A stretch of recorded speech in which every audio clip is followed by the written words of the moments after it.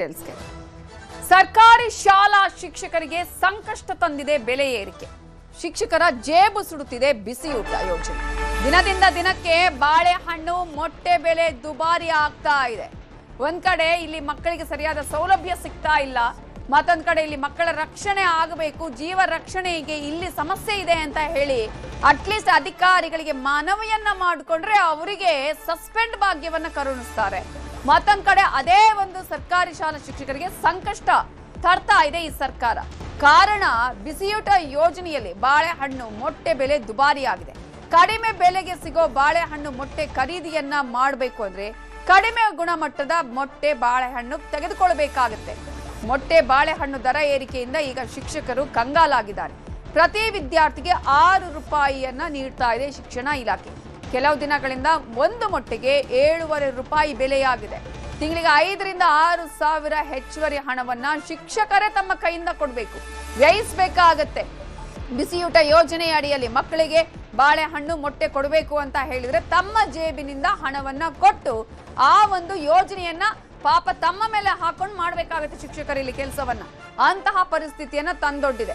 ನೀವು ಯಾವುದೇ ರೀತಿಯಾದಂತಹ ಯೋಜನೆಗಳನ್ನ ತನ್ನಿ, ಆ ಯೋಜನೆಗಳಿದ್ದಂತಹ ಸಂದರ್ಭದಲ್ಲಿ ಅದಕ್ಕೆ ಸರಿಯಾದ ರೀತಿಯಲ್ಲಿ ಹೋಗ್ತಾ ಇದೆಯಾ, ಅದಕ್ಕೆ ಬೇರೆ ಯಾರಿಗೂ ಸಮಸ್ಯೆ ಆಗದ ರೀತಿಯಲ್ಲಿ ನಡೀತಾ ಇದೆಯಾ, ಇದನ್ನ ಕೂಡ ಗಮನಿಸಬೇಕಾಗತ್ತೆ. ಈಗ ಶಿಕ್ಷಕರು ತಮ್ಮ ಜೇಬಿನಿಂದ ಹಣವನ್ನ ಹಾಕಬೇಕಾದಂತಹ ಪರಿಸ್ಥಿತಿ, ತಮ್ಮ ಜೇಬು ಸುಡಿಸ್ಕೊಂಡು ವಿದ್ಯಾರ್ಥಿಗಳಿಗೆ ಬಿಸಿಯೂಟ ಕೊಡಬೇಕಾದಂತಹ ಪರಿಸ್ಥಿತಿ ಇದೆ. ಇದನ್ನೆಲ್ಲ ಹೇಳಿದ್ರೆ ಸರ್ಕಾರ ಅಧಿಕಾರಿಗಳು ಅದಕ್ಕೆ ಬೇರೆಯದ್ದೇ ಉತ್ತರವನ್ನ ಹೇಳ್ತಾರೆ, ಅಥವಾ ಆ ರೀತಿಯಾಗಿ ಅದ್ ಮಾಡಬೇಕು ಶಿಕ್ಷಕರ ಜವಾಬ್ದಾರಿ ಅನ್ನೋದನ್ನ ಹೇಳುವಂತಹ ಉತ್ತರವನ್ನ ಕೊಡ್ತಾರೆ.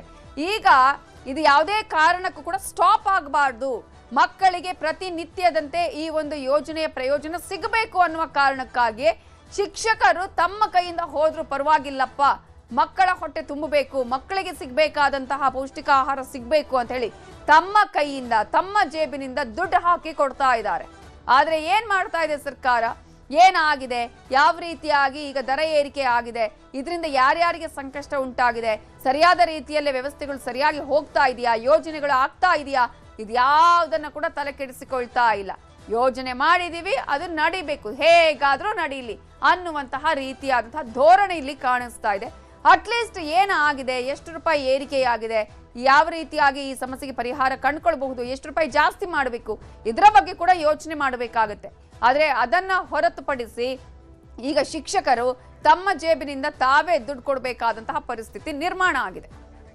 ಇದರ ಬಗ್ಗೆ ಇನ್ನಷ್ಟು ಡೀಟೇಲ್ಸ್ ಕೊಡೋದಕ್ಕೆ ನಮ್ಮ ರಿಪೋರ್ಟರ್ ಹಂಸ ಶ್ಯಾಮಲ ಈಗ ಫೋನ್ ಸಂಪರ್ಕದಲ್ಲಿ ಜಾಯ್ನ್ ಆಗಿದ್ದಾರೆ. ಹಂಸ, ಈಗಾಗಲೇ ಒಂದು ಕಡೆ ಸಾಕಷ್ಟು ಸಮಸ್ಯೆಗಳನ್ನ ಎದುರಿಸ್ತಾ ಇದ್ದಾರೆ ಶಿಕ್ಷಕರುಗಳು, ಮತ್ತೊಂದು ಕಡೆ ಬೆಲೆ ಏರಿಕೆಯ ಈಗಾಗಲೇ ಬೆಲೆ ಏರಿಕೆಯಿಂದಾಗಿ ತಾವು ತಮ್ಮ ಕೈಯಾರೆ ಹಣವನ್ನ ಈಗ ಮಕ್ಕಳ ಬಿಸಿಯೂಟ ಯೋಜನೆಗೆ ಸುರಿಬೇಕಾದಂತಹ ಪರಿಸ್ಥಿತಿ. ಸರ್ಕಾರ ಏನ್ ಹೇಳ್ತಾ ಇದೆ, ಈಗಾಗಲೇ ಶಿಕ್ಷಕರು ಎಷ್ಟು ತಿಂಗಳಿಂದ ಈ ರೀತಿಯಾಗಿ ಬೆಲೆ ಏರಿಕೆಯ ಸಂಕಷ್ಟವನ್ನ ಅನುಭವಿಸ್ತಿದ್ದಾರೆ? ಖಂಡಿತವಾಗಿಯೂ ಏನು ಜೂನ್ ನಿಂದ ಒಂದು ಶಾಲೆಗಳು ಆರಂಭವಾದವು. ಸೊ ಎಲ್ಲಾ ಒಂದು ಶಾಲೆಗಳಲ್ಲೂ ಕೂಡ ಒಂದು ಮೊಟ್ಟೆಯನ್ನ ಕೊಡ್ತಾರೆ ಅಂತ ಹೇಳಿದ್ರೆ ಮೊಟ್ಟೆ ತಿನ್ನದೇ ಇರುವಂತಹ ಮಕ್ಕಳಿಗೆ ಬಾಳೆಹಣ್ಣನ್ನ ಕೊಡ್ತಾರೆ. ಆದ್ರೆ ಈಗ ಆಗಿರುವಂತಹ ಒಂದು ಬೆಲೆ ಏರಿಕೆಯ ಬೆನ್ನಲ್ಲೇನೆ ಮೊಟ್ಟೆಯ ದರ ಈ ಹಿಂದೆ 5 ರೂಪಾಯಿ ಇದ್ದಿದ್ದು ಈಗ 7.5 ರೂಪಾಯಿ 7.80 ಕೂಡ ಹೋಗಿದೆ. ಸೊ ಇದರಿಂದ ಶಿಕ್ಷಕರಿಗೆ ಈ ಒಂದು ಶಾಲಾ ಆರಂಭದಲ್ಲೇ ಒಂದು ಆಘಾತ ಎದುರಾಗಿರುವಂತದ್ದು. ಯಾಕೆ ಅಂತ ಹೇಳಿದ್ರೆ ಸರ್ಕಾರದಿಂದ ಒಂದು ಶಿಕ್ಷಣ ಇಲಾಖೆಯಿಂದ ಕೊಡುವಂತದ್ದು ಪ್ರತಿಯೊಂದು ಮೊಟ್ಟೆಗೆ ನಿಗದಿತ ದರ 6 ರೂಪಾಯಿ. ಅದು ಕಡಿಮೆ ಇದ್ದಾಗ್ಲೂ ಆದ್ರೂ ಅಷ್ಟೇ, ಹೆಚ್ಚಿದ್ದಾಗ್ಲೂ ಅಷ್ಟೇ.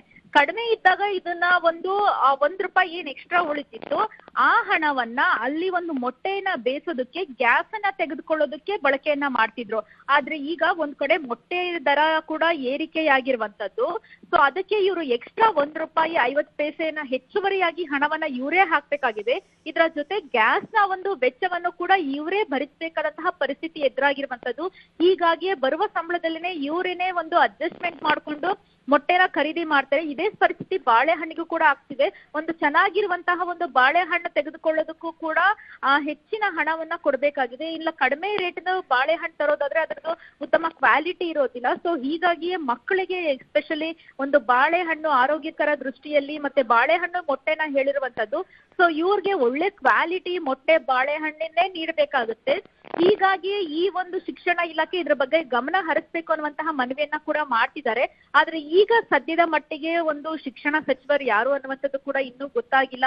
ಅದರ ಜೊತೆಗೆ ಏನು ಆಯುಕ್ತರೇನಿದ್ರೆ ಶಿಕ್ಷಣ ಇಲಾಖೆ ಅವರು ನಾವ್ ಈ ಬಗ್ಗೆ ಒಂದು ಗಮನ ಹರಿಸ್ತೀವಿ ನೋಡ್ತೀವಿ ಅನ್ನುವಂತಹ ಮಾತನ್ನ ಹೇಳ್ತಿದೆ ಹೊತ್ತು ಯಾವುದೇ ರೀತಿಯಾಗಿ ಒಂದು ರೂಪಾಯಿ ಅಂದ್ರೆ ಕೊಡುವಂತಹ ಒಂದು ನಿಗದಿತ ದರವನ್ನ ಹೆಚ್ಚಳ ಮಾಡೋದಕ್ಕೆ ಇನ್ನೂ ಕೂಡ ಗಮನ ಹರಿಸಿಲ್ಲ ನವಿತಾ. Thank you Hamsa ಡೀಟೇಲ್ಸ್ಗೆ.